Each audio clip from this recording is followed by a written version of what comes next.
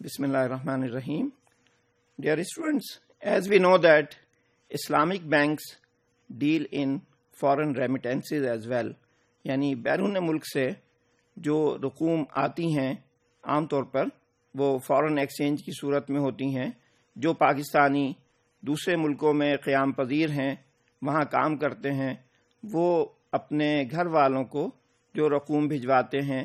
یا اسی طرح سے ایکسپورٹر حضرات جو چیزیں ایکسپورٹ کرتے ہیں اور اس کے بدلے میں فارن ایکسچینج حاصل کرتے ہیں، تو نہ صرف کنونشنل بینکس کو بلکہ اسلامک بینکس کو بھی اس طرح کے کانٹریکٹس میں انٹر ہونا پڑتا ہے، اور وہ دوسرے باہر کے بینکوں سے ان کو کانٹریکٹس کرنے پڑتے ہیں جو کہ عمومی طور پر انٹرسٹ بیسڈ بینکس ہوتے ہیں. And this poses serious risk for the Islamic banks that they should not enter into interest-based transactions. تو اس صورتحال سے بچنے کے لیے اسلامک بینکس باہر ممالک میں کورسپونڈنٹ بینکس کے ساتھ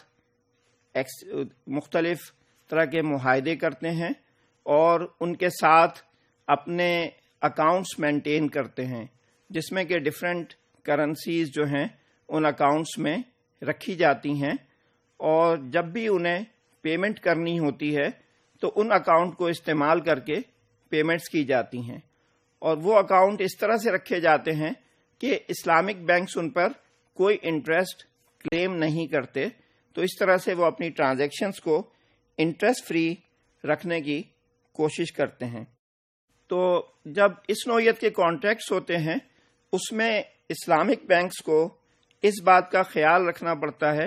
کہ کوئی اماؤنٹ اوور ڈیو نہ ہو جائے. کیوں اوور ڈیو ہونے کی صورت میں فارن بینک ان سے انٹرسٹ ڈیمانڈ کرتے ہیں، تو اگر وقت کے اندر پیمنٹ کی جائے تو اس میں پھر انٹرسٹ کی پیمنٹ کا مسئلہ نہیں آتا، اور جتنی رقم ڈیو ہوتی ہے اتنی ہی رقم انہیں ادا کرنی پڑتی ہے. اگر ان کا سودا، ان کا کانٹریکٹ کرنسی کی ایکسچینج کا ہوا ہے اور وہ ایون اسپاٹ بیسس پر بھی ہوا ہو، پھر بھی اس میں دشواری یہ ہوتی ہے کہ کیونکہ دو ملک انوالو ہوتے ہیں، ان کے سینٹرل بینکس انوالو ہوتے ہیں، تو عام طور پر ٹرانزیکشن کو میچیور ہونے میں 2 دن کا وقت لگ جاتا ہے. انٹرنیشنل پریکٹس اسی طرح کی ہوتی ہے کہ اگر آج ایک سودا ہوا تو وہ کلیئر ہونے میں 2 دن کا وقت لگ جاتا ہے.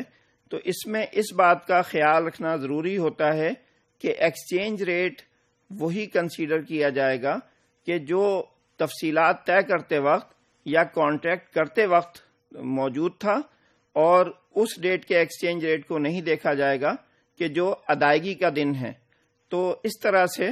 اس میں ہم شریعہ کے رولز کی پابندی کر پاتے ہیں، اور اسلامک بینکس دنیا بھر سے اپنی ڈیلنگز کرنسی ایکسچینج کے حوالے سے جاری رکھتے ہیں.